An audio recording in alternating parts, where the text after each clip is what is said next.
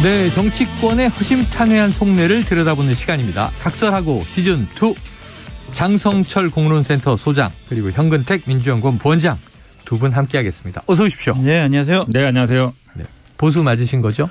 보수 패널 호소인. 아, 보수 패널 호소인. 네, 보수에서는 인정을 안 해주는 호소인. 아니, 네. 저는 야당 쪽인데 네네네. 진보 쪽이지만 여당 쪽인데 야당인지 여당인지 잘 모르겠어요. 이렇게 더 나쁘다니까. 이렇게 얘기하시면 아니, 그러네요. 보수는 맞아요. 보수는 인정인데 네. 여당인지 야당인지는 잘 모르겠어요. 아, 보수는 맞는데 네. 여측인지 야측인지 모르겠다. 저는 당 적은 없고. 그러면은 이제 정부와 집권 여당이 싫어하는 거죠. 아, 그런가요? 아닌가요? 저 욕을 해주세요. 알겠습니다. 자, 두 분께서 각각 키워드를 뽑아주셨습니다. 민간단체 때리는 윤 대통령, 검찰총장 시절 특활비는 이런 또 주제를 하나 뽑아주셨고요. 노웅래 체포동의안 부결은 이재명 미리 보기. 그래서 이런 거 보면 지금 여당이신 거잖아요. 그죠? 여당 맞네. 패널. 네. 자, 먼저 현근택 부원장께서 꼽으신 키워드로 가보겠습니다. 자, 대통령실이 나서 민간단체 보조금 요 관련된 문제를 지적하시는 거죠? 그렇죠. 지금 네. 이제 민간단체 보조금에 대해서 뭐 그동안 지원이 많았고 회계가 불투명하다. 네. 뭐 당연히 국가 지원을 받으면 그 회계 투명성에 대해서는 살펴보는 게 맞습니다. 네네. 근데 이제 두 가지 얘기하고 싶은데 하필이면 이제 예를 드는 게 보면 뭐 민간단체라는 게 아시겠지만 굉장히 종류가 많잖아요. 엄청나게 많죠. 엄청나게 많죠. 네. 우리가 알고 있는 단체만 해도 굉장히 많은데 지금 예를 드는 단체들이 보면 하필이면 약간 이제 진보 쪽에 있는. 네네. 어찌 보면 약간 이제 지금 윤석열 정부를 비판하고 있는 그런 데만 예를 들고 있거든요. 그런데 사실은 뭐 지원이 들어가면 당연히 어쨌든 그에 대한 투명성 회계를 봐야 되는데 이제 그런 데만 꼭 짚어서 네. 하는 거 보면 약간 우리 비판하는 게 좀 불편하다. 네. 그러니까 손 보겠다. 뭐 이게 어찌 보면 지난번에 이제 화물연대 파업 때도 보면 노조를 네. 약간 손보겠다는 거랑 비슷한 이번에도 것처럼. 노조의 또 회계 투명성 문제가 그렇죠. 나왔어요. 그런 문제도 있고. 그러니까 예를 들어서 노조 같은 경우도 그렇죠. 그러니까 정부의 지원을 받으면 그 금액에 대해서는 당연히 투명 회계를 보고 해야 돼요. 제대로 그런데 썼느냐? 아니라 그냥 자기들이 회비 모아가지고 자기들이 운영하고 있다. 조합비죠. 그거는 사실은 볼 권한이 없어요. 네네. 네, 그런 부분들도 시민단체도 비슷해요. 시민단체도 보면 정부 지원을 받는 데도 있는데 100% 회비로 운영되는 데도 많습니다. 네네. 그런 데는 사실은 뭘 하고 할 권한이 없어요. 그러니까 보조금 지원하고 그거를 목적에 맞느냐 썼느냐 네. 그 부분을 본다 그러면 뭐 이렇게 보수 진보 가리지 말고 전부 공평하게 보는 게 맞다. 아, 그런데 조금 편향적이라는 이제 입장을 얘기하셨어요. 보수 쪽의 단체는 지원이 거의 끊겼어요. 아, 지원이 없어요. 끊겼다? 네. 보수 관련 단체들도 있으나 문재인 정권 들어와서는 전부 다 끊겨가지고 네. 거의 뭐 없어요. 그럼 어떻게 뭐 자력으로 지금 가는 겁니까? 자력으로도 못해요. 지금 없어요. 그냥. 그럼 없다? 네, 그냥 정광훈 목사만 있어요. 네. 근데 이건 하여튼 문제점이라고 볼 수밖에 없어요. 네. 그러니까 2016년보다 2조 이상 늘어났다. 연평균 4천억 원씩 증가가 됐다. 그런 통계가 나오고 있고 지원단체 수가 2016년보다 4천 개가 늘어났다. 문재인 정권 하에서. 네. 그래서 여러 가지 뭐 인력 부풀려서 인건비 과다 예상하고 횡령하고 뭐 사업비 이상한 데다 쓰고 그런 것들은 상당히 문제라고 볼 수밖에 없다라고 말씀을 드리고요. 그러니까 현재까지 보면 부정수급 적발 보조금이 2,300억 원 정도밖에 안 되는데 예를 들면은 지난 2016년부터 22년간 각종 시민단체 협회 재단 22년까지 네, 복지시설 이런 비영리 민간단체 지급한 정부 보조금이 31조 4천억이에요. 이건 좀 어마어마한 숫자거든요. 6년 동안. 네. 그러니까 이것에 대해서는 제대로 된 회계 감사가 필요한 것은 맞다. 맞다. 그렇게 말씀드려요. 자, 알겠습니다. 자, 몇면 들여다보죠. 어쨌든 늘었다. 그럼 이제 전체적인 예산 규모도 늘었고 단체 수도 많아졌겠지만 네. 이 대통령실에서 보조금이 늘었다 이렇게 발표한 대상을 보면 정확히는 지금 민간단체, 시민단체 이런 표현이 등장했지만 이렇게 돼 있어요. 비영리 민간단체. 그러면 현 원장님 주로 비영리 민간단체라 하면 어떤 기관? 우리가 알고 있는 웬만한 단체들은 예를 들어서 뭐 정경련이든 아니면 예를 들어서 무슨 뭐 군인권센터든 무슨 뭐 경실련이든 그게 다 포함되는 거예요. 참여연대 다 포함되는 건데 왜냐하면 시민단체라 그러면 우리가 보통 NGO를 얘기하는 건데 그렇죠, 조금 그렇죠. 다른 단체죠. 그러니까 비영리라 그러면 이제 영리를 목적이지 않는다. 그렇기 때문에 영리 목적으로 하는 건 우리가 회사라든지 이런 거고. 기업이죠. 그렇죠. 근데 비영리 민간단체 그러면 사실은 비영리 법인도 포함됩니다. 그러면 예를 들어서 우리가 무슨 학교법인, 의료법인, 사단법인, 재단법인 다 들어가는 거예요. 여기 지원 비영리 민간단체 지원이라는 거는 그런 게 모두 다 포함된 거예요. 그럼 뭐 체육회라든지 우리가 뭐 이런 것도 다 들어가는 거죠. 종친회도 사단법인이 있더라고요. 그렇죠. 아니 체육회 같은 데도 예산이 정부라든지 지자체 예산이 들어가거든요. 그렇죠. 그러니까 지금 예산이 많이 들어가는 것 자체 문제는 아니에요. 왜냐하면 네. 갈수록 민간단체 영역이 많아지잖아요. 정부가 직접 하는 것보다 예. 정부를 대신해서 하는 것도 굉장히 많거든요. 아니, 봉사, 구호, 복지단체들도 다 들어가요. 예를 들어 우리가 여기 사과 사랑의 열매. 네네네. 그다음에 뭐 초록 어린이 재단 이런 거 다 네. 들어가는 거예요. 다 들어가는 거기 때문에 사실은 금액이 많아지는 게 나쁜 건 아닌데 그거를 이제 잘못 사용하는 경우가 좀 문제인 거고. 네. 근데 사실은 그 조사를 한 것도 보면 그 신문에 언론에 나온 거 보면 가장 이제 추징 건수가 많은 게 학술 장학재단. 이게 뭐냐면 이제 그 외국 유학 보내거나 뭐 장학금 주는 거 있잖아요. 거기에서 부정이 많았던 것 같고. 그다음에 뭐 교육, 뭐 의료, 사회복지 법인도 굉장히 많잖아요. 예. 네, 그런 부분, 예술 이랬는데 사실은 기타 법인에 들어가는데 기타 법인 건수가 얼마 안 돼요. 뭐 0. 몇 % 이 정도밖에 안 되더라고요. 네. 그러니까 그 기타 법인 안에 어찌 보면 이제 우리 비영리 민간단체 법인화돼 있는 경우, 네. 법인 안 된 경우도 있는데.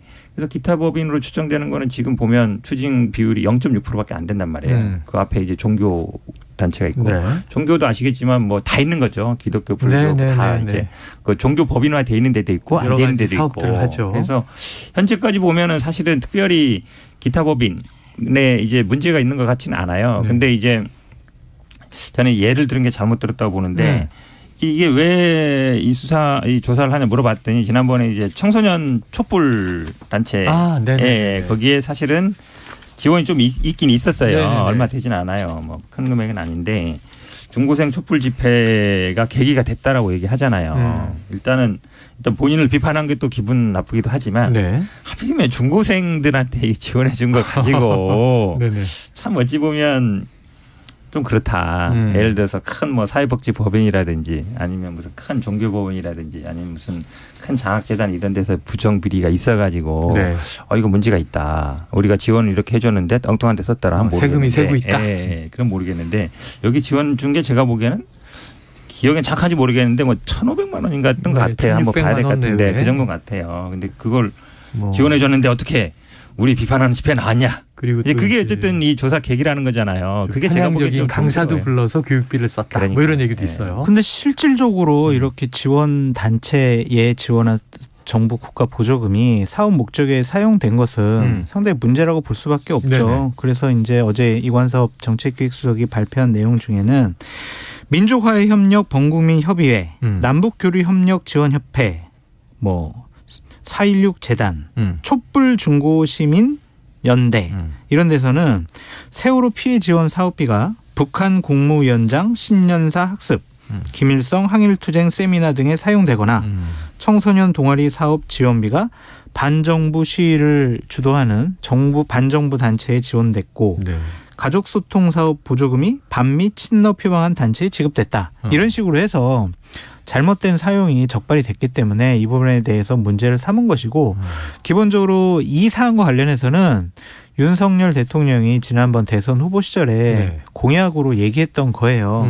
당시에 뭐라고 했냐면 정치 권력은 시민단체를 세금으로 지원을 하고 시민단체는 권력을 지지하는 부패 카르텔을 만들어서 불법 이익 환수를 하겠다. 그래서 윤미향 환수법 이 법으로 제정을 하겠다. 정의 기억 연대, 정의연, 여기서 공급 유용이라든지 회계 부정 등을 했다. 이런 것들은 일단은 발견해서 일벌백계 하고 또 잘못되게 사용된 것은 환수 조치해야 된다. 그런 얘기를 하신 거죠. 근데 잘못된 부분들 회계 부정이 있다면 그건 당연히 환수 조치해야 한다는 거는 현 부원장님도 찬성을 하셨던 건데 지금 전체적인 규모로 본다면 일부 문제가 있는 것도 일부 있지만 시민단체. 그것은 일부 기타 단체도 소수고 전체적으로. 그리고 이제 또 거기에 잘못된 부정 사용도 아까 0.6% 근데 그게 왜 그러냐면요. 이번에 국무총리실에서 2달간 조사한 부분에는요. 지자체 자체 지원이라든지 아니면은 각 시도 교육청 공공기관에서 지원한 거는 또 빠져 있어요. 중앙정부 빼고. 그래서 이런 것들을 이제 한꺼번에 다 조사를 하겠다는 거거든요. 실질적으로 제대로 된 조사가 이루어지면은 부정 사용이라든지 횡령이라든지 이런 내용들은 훨씬 더 많이 발견될 수밖에 없다. 제가 보기에는 이것도 약간 수사랑 비슷하게 이제 결론을 내려놓고 하는 거예요. 왜냐하면 이제 진보 아까 말씀드린 그런 단체들 뭐 실제로 내용을 봐야 되겠습니다만 진보 단체이면서 이렇게 잘못 썼다. 그러면 이제 이렇게 딱 벌써 발표를 해버리면 네. 조사를 어떻게 하겠어요. 예. 이거에 집중해서 하는 거예요. 다른 예산 규모가 아까 몇백 조라 그랬는데 이런 사람 지원하는 거 몇 천만 원 안 되는 금액이에요. 아니, 그런 것들이 합쳐지면 34조가 되는 거죠. 이 시민단체 투명성은 제고에도 봅니다. 정부 지원금. 네. 근데 이제 제가 요 말을 하고 싶은 게 그러면 윤석열 총장이 검찰총장 시절에 특활비를 공개하라고 지금 여러 시민단체에서 재판하고 있거든요. 그래서 그걸 지금 1심, 2심 다 이겼어요. 아니, 이거 수십억 대요. 검찰총장이 쓰는 특활비가 어디 썼는지 누구한테 줬는지. 이거 정부 세금이잖아요. 아니 이거는 그럼 끝까지 지금 재판하면서 공개 안 하겠다고 수사 기밀이고 뭐 어쩌고 뭐 이거 다 드러나면은 수사 기밀이 돈 쓴 거랑 수사 기밀이랑 무슨 상관이에요. 근데 이건 끝까지 공개 못 하겠다고 지금도 재판하고 있어요. 1, 2심에서는 공개하라고 했는데 그럼 본인 거부터 아이고 제가 특활비 쓴 거 다 공개하겠습니다. 시민단체도 떳떳하게 공개하십시오. 하면 얼마나 좋아요. 자기가 쓴 돈은 죽어도 공개 못하고 시민단체 쓴 거는 이거는 왜냐하면 단체도 아니에요. 검찰총장의 자격으로 쓴 돈이란 말이에요. 개인의 자격으로 쓴 거잖아요. 직책이 있지만. 공무원, 고위공직자고. 공무원. 그러니까 특활비라는 게 이제 눈먼 돈이잖아요. 뭐 국회에 있어 보니 알겠지만. 눈먼 돈이면 안 되는 거 아닙니까 사실은. 그러니까. 근데 그거를 만들어 놨어요. 국회의원들이 법으로. 그러니까 아니, 근데 써야지 뭐 어떻게. 저도 군대에 있을 때 특활비 받아봤거든요. 정보기관에서 와요. 그럼 최소한 이름이랑 금액은 써놔요. 영수증을. 누가 얼마 받아갔는지는. 그거 제시하면 되죠. 제가요. 보수 패널로서의 좀 역할을 하겠습니다. 예. 특활비 그 문제가 잘못됐으면 문재인 정권 시절에 2020년도 총선에서 압승했을 때 그 부분 법으로 고치면 되잖아요. 왜 안 고쳤습니까? 왜 안 고쳤습니까? 아니, 문재인 정권 민주당 탓이에요. 윤석열 대통령이 시민단체 회계 투명성 얘기하고 있으니까 그럼 본인도 자기가 쓴 돈에 대해서 떳떳하니까 투명하게 밝히겠다라고 하시라는 얘기예요. 뭐 법 바꾸는 거랑 뭔 상관이에요? 이거 특활비 공개하라고 아니면 특활비를 없애버리고 아니면 그 카드로 사용할 수 있도록 업무 추진비로 바꿨으면 되는데 민주당이 안 바꿨잖아요. 민주당 잘못이라니까요. 집권에 있을 때 왜 안 바꿨느냐. 윤석열 대통령이 특활비 공개 안 하는 것도 민주당 잘못이다. 근데 저는 이제 민간 위탁 같은 부분에 대해서는 좀 다시 한번 생각을 해봐야 될 것 같아요. 왜 민간 위탁을 합니까? 민간의 전문성, 효율성을 정부가 아니면 지자체가 이용하겠다는 건데 과연 도시재생, 사회적 경제, 주민자치, 주거, 청년, 노동, 환경, 에너지, 남북교류 이거 공무원들이 이거 안 해요? 공무원들 그럼 왜 필요해요? 자기들이 할 일을 그냥 민간에다가 다 위탁해버리고 그냥 세금 낭비가 아니냐 그렇게 볼 수밖에 없어요. 공무원들 일 시켜야 돼요. 남북교류도요. 상대방도 마찬가지고 사실은 정부에서 하게 되면 어려운 점이 많습니다. 제약이 있죠. 왜냐하면 예를 들어 만나는 것도 그렇고 관여하는 것도 그렇고 그러다 보니까 민간단체가 하는 거예요. 근데 그거 자체가 오히려 남북 간의 문제 같은 거는 민간단체가 하기 때문에 되는 겁니다. 정부기관에서 하게 되면 흔들려요. 그다음 보수 진보에 따라 달라지고 일이 연속성이 없거든요. 그리고 예를 들어 우리가 북한에 지원한다 그러면 정부에서 공식 지원한다 그러면 뭐 유엔 제재도 문제 걸리고 미국도 막 걸리는 거예요. 근데 민간단체가 지원한다 그러면 그런 약간 제한이 없거든요. 그런 부분이 분명히 있죠. 근데 왜 에너지, 뭐 청년, 노동 정책 이런 것도 왜 민간에 왜 하냐고요. 공무원들 자기들이 해야지. 자, 이제 공무원이 해야 될 역할과 민간이 해야 될 역할 적절하게 분담이 되면 좋겠죠? 하나만 더 말씀드리고 싶은 게 있어요. 그러니까 시민단체는 행정부, 입법부, 사법부, 그다음에 언론, 그다음에 시민단체가 권력의 제5부라고 그러잖아요.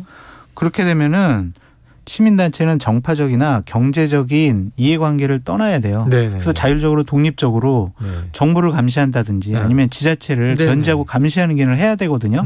그게 바로 시민단체의 존재 목적이잖아요. 네, 그렇습니다. 그런데 정부나 지자체로부터 보조금을 받아요. 그럼 제대로 견제할 수 있어요? 그러니까 저는요. 하부기관이 된 거예요. 하청기관이. 말씀을 들으면서 저도 공부할 때 시민사회가 너무 중요하죠. 선진국에서 시민들의 입장이 반영되는데 거버먼트 정부가 있는 거고 시장이 있는 거고 그리고 시민사회가 건강해야 되는데 우리나라는 시민사회가 그냥 시민단체 중심인데 정치권이 나쁜 거 아닌가. 왜요? 정치권과 시민단체들이 보수진보 진영으로 나눠서 결탁돼 있잖아요. 시민단체 출신들이 정부에도 들어가고 윤미향 씨. 국회의원도 되고. 그러니까 민주당이 나빠요. 제가 보기엔 보수진보에서 다 그렇게 해왔죠. 심지어는 유튜버도 이제 진출하는 시대가 됐으니까. 너무 편파적으로 진행하는 것 같아요. 아니 양쪽 다. 그래서 정치권의 책임이 있는 거 아니에요? 제가 보기에는 사실은 제가 관여하는 단체나 이런 데는 다 이제 정부 지원금 안 받아요. 대부분요. 회비로 운영되고. 그게 맞아요. 그게 되면 돼요. 그렇게 되면 사실은 그분들이 나중에 정치하고도 아무 상관없어요. 왜냐하면 지원을 안 받기 때문에 독자적으로 하는 거라서 저도 사실은 그 구분을 할 필요는 있는 것 같아요. 그러니까 진보 단체를 피방을 하지만 참여연대 같은 경우에는 우리는 정보 보조금 안 받겠다. 우리는 자체 회원들의 회비로만 우리를 운영하겠다. 그러니까 뭐 진보 정권이나 보수 정권 가릴 거 없이 그냥 제대로 비판하고 견제하잖아요. 시간이 너무 갔습니다. 넘어갔어요? 우리가 열띠게 지금 토론하는 사이에 죄송해요. 두 번째 주제. 우리 찐 보수 우파 패널 장성철 이제 소장이 뽑으신 노웅래 의원 체포 동의안 부결. 어떻게 보신 겁니까? 과연 이게 민주당이 앞으로 정치 개혁과 혁신을 얘기할 수 있는 집단이 되냐. 앞으로 개혁과 혁신은 입에 담지 말아라. 그렇게 얘기하고 싶어요. 노웅래 의원이 민주화 운동 하다가 조사받고 민주당을 위해서 체포영장이 발부된 것이 아니잖아요. 그러니까 이것이 그냥 자신들 편이니까 우리 편 보호하자. 그 생각밖에 없는 것 같아요. 윤석열 정권의 검찰이 우리를 탄압하고 보복을 하니까 그냥 우리 사람 잘잘못 가리지 말고 그냥 무조건 우리 사람이니까 우리 사람 편 들려주자. 이게 맞냐고요. 그래서 이거는 상당히 부적절한 행위를 했다. 그러니까 이것을 저는 어떻게 보냐면 작년에 서울시 부산시 재보궐선거 때 민주당이 당원 당규를 위반해 가면서 공천을 한 것과 똑같아요. 후보를 낸 것과. 소탐대실이다. 그러니까 작은 거 이익은 취했지만 결국에는 민주당이 야당으로서 정치 개혁을 해야 되는 입장에서의 명분을 잃어버리지 않았느냐. 더 큰 걸 잃어버렸다. 그렇게 말씀드리고 싶어요. 현 본장님 어떻게 보십니까? 뭐 그렇게 비판할 수도 있는데요. 아니 그렇게 말씀하시면은 국민의힘에서 찬성 당론 전해가지고 다 찬성했으면 되는데 그러진 않았다. 여당에서도 반대표가 나왔다. 여당도 일단 당론을 안 정했어요. 자유투표. 정의당은 찬성 당론을 정했잖아요. 정의당만. 왜 국민의힘은 찬성 당론을 안 정했을까요? 어쨌든 그냥 맡겨놓겠다는 거잖아요. 어떻게 뭐 안 한다는 얘기인데 모르겠습니다. 178명 중에 101표가 이제 찬성했으면 이게 다 국민의힘마니까. 저는 뭐 반대한 분도 있을 수도 있다. 왜냐하면 본인들도 당할 수 있거든요. 왜냐하면 지금 정의당 표도 있겠죠. 친윤, 비윤 이거 확실히 이게 갈리잖아요. 그러면 이제 비윤에 있는 의원들 생각을 해보세요. 이게 야당만 하다가 나중에 우리도 그거 안 물러나면 우리도 수사 대상 되는 거 아니야? 그렇게 생각 안 할 수가 없잖아요. 더구나 지금 한동훈 장관이 와가지고 이런 법무부 장관 못 봤는데 아니 뭐 녹취록도 있어요. 이렇게 얘기했고요. 문자 메시지도 있고요. 뭐 지금 뭐 서로 뭐 통화 녹음한 것도 다 있어요. 돈봉투 소리도 들리고요. 마치 이게 법정 나가서 영장 실질 심사할 때 그거랑 똑같은 거예요. 검사 역할이 그거거든요. 그때 요새 프레젠테이션을 하죠. 많이 하죠. 근데 문제는 이거죠. 조사받을 때는 이거 얘기 하나도 안 해요. 오라고 막 해서 가면 엉뚱한 얘기만 막 하고 실제로 중요한 건 이렇게 까요. 깐다는 얘기 죄송합니다. 법정에서 공개해요. 영장 실질 심사할 때. 근데 그거랑 똑같아요 지금. 노웅래 의원도 그러잖아요. 아니 나 오라 그래서 갔더니 그런 건 하나도 안 보여주고. 못 들어본 얘기도 국회에 와서 갑자기 얘기해버리면 그래도 국회의원이고 본인도 이제 소환 조사에서 갔는데 방어권 문제가 있는 거죠. 기본적으로 제시를 해야 되는데 그러니까 제가 보기에는 한동훈 장관이 지금도 그냥 검사예요. 지금도 검사다. 저는 어느 민주당이 진짜 민주당이냐라고 되묻고 싶습니다. 그러니까 문재인 정권 시절 추미애 법무부 장관이 국회에 나와서 정정순 의원에 대한 체포동의안 이거 동의 좀 해주세요라고 얘기를 할 때 거의 똑같았어요. 정정순 의원도 정치자금법 위반이에요. 공직선거법 위반이란 말이에요. 노웅래 의원하고 혐의가 거의 비슷해요.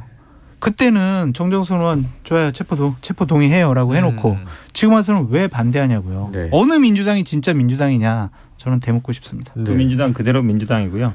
근데 원칙이 이렇게 달라져요. 이게 말씀처럼 무슨 혐의가 있다. 정치자금법 위반이 있다. 요거 얘기하는 건 상관없어요. 근데 지금 한동훈 장관은 더 나갔잖아요. 녹취록이 있습니다가 아니에요. 녹취록에 이렇게 얘기했습니다. 내용까지. 문자 메시지 이런 게 있습니다. 그럼 이게 사실은 우리 피의사실 공포가 어떻게 돼 있냐면 경찰, 검찰 그 수사하는 사람이거나 이를 감독하는 사람도 포함돼요. 그런 사람이 공소제기 전에 피의사실 공표할 경우 문제 된다는 거거든요. 이 사람이 이제 국회의원 아니니까 거기에 면책특권이 있는 건 아니잖아요. 그럼 구체적으로 예를 들어서 증거도 탄탄하고요. 문자 메시지도 있고요. 녹취록도 있습니다. 그리고 도망가거나 증거인멸할 염려도 있습니다. 이렇게 얘기하면 모르겠는데 그게 아니고 그 내용을 얘기한 거잖아요. 녹취록의 내용. 그러면은 지금 부원장님이 법조인이시기도 하니까 피의사실 공표라고 주장이 나오고 있어요. 저는 될 것 같아요. 아까 말씀드렸잖아요. 그러니까 수사하는 사람뿐만 아니라 감독하는 사람도 포함돼요. 그럼 민주당에서 고발. 감독하는 사람이라는 거는 이 수사 지휘권이 있기 때문에 감독권이 있죠. 그다음에 공소 제기 전에 맞잖아요. 그리고 피의 사실에 대해서 한 거니까 저는 요거는 사실은 굉장히 중요한 네. 부분이 될 거라고 그럼 봐요. 민주당이나 노웅래 의원이 이거를 고소나 고발해요? 피의사실 공고죄는 사실은 피해자 그러니까 고발이 있어야 되는 범죄는 아니에요. 그러니까 누구나 할 수 있는 제3자도 할 수 있다. 그렇죠. 그러니까 민주당이 고발할 수 있어요. 자, 그럼 장 소장님, 네. 이게 결국은 또 이제 어떻게 되냐면 국민의힘에서는 네.